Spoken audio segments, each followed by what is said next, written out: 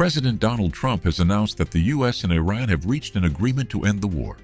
Trump made the announcement in a post on his Truth Social platform, declaring, "Congratulations to all," before attending a public event at the White House organized to mark his 80th birthday.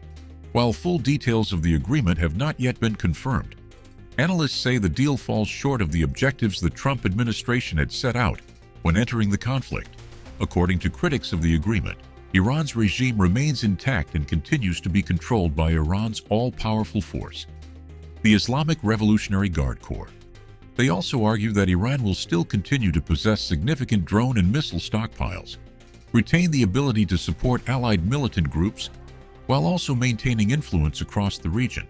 The criticism further contends that the Strait of Hormuz will remain vulnerable to Iranian threats, and that sanctions relief and the release of frozen assets abroad could provide Tehran with billions of dollars to aid its war machinery.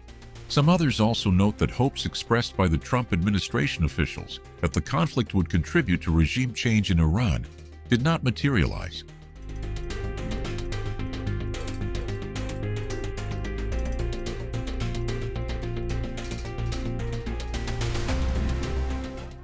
The agreement has also raised questions about Israel's position in the long-drawn conflict, and by extension, on the subsequent peace deal. Reports suggest tensions emerged between Trump and Israeli Prime Minister Benjamin Netanyahu after Iran linked the Israeli campaign against Hezbollah in Lebanon to the broader U.S.-Iran conflict. Insiders have now offered accounts suggesting that Trump has, in recent days, become increasingly frustrated with Israeli actions that complicated efforts to end the war. Tensions simmered as Netanyahu reportedly planned major strikes in Beirut in early June, with Trump personally calling him and expressing anger over the move. The reported agreement is said to require a cessation of hostilities across the region, including in Lebanon. Trump, for his part, has also publicly urged Israel to avoid escalating tensions.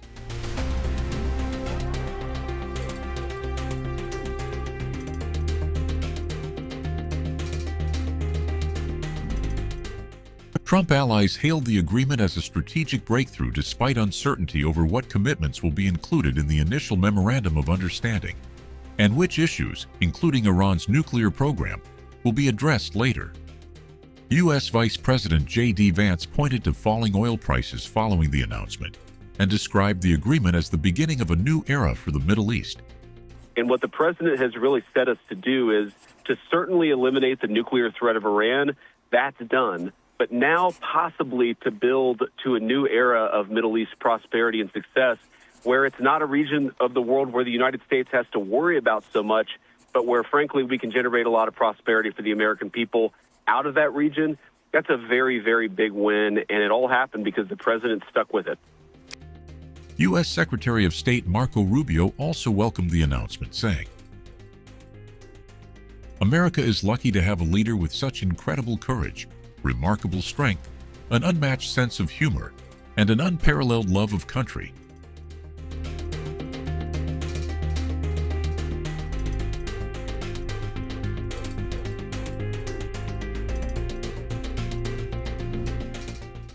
U.S. Senator Lindsey Graham, who has long supported a hardline approach towards Iran, also welcomed the apparent breakthrough but expressed concern about differences between American and Iranian interpretations of the agreement.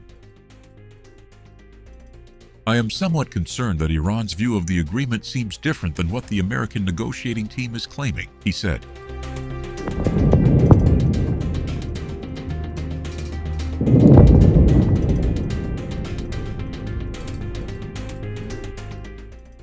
Meanwhile, Democrats continued to question whether American forces joining Israel in the conflict on February 28 actually advanced U.S. interests.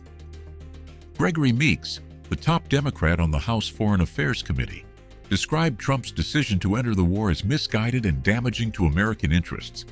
Meeks said Americans deserve transparency regarding the agreement and assurances that the mistakes that led to the conflict would not be repeated. He further said, "The American people deserve more than vague announcements or political spin. They deserve security, clear answers, and the confidence that this administration will not repeat the failures that led us into this unauthorized and costly war."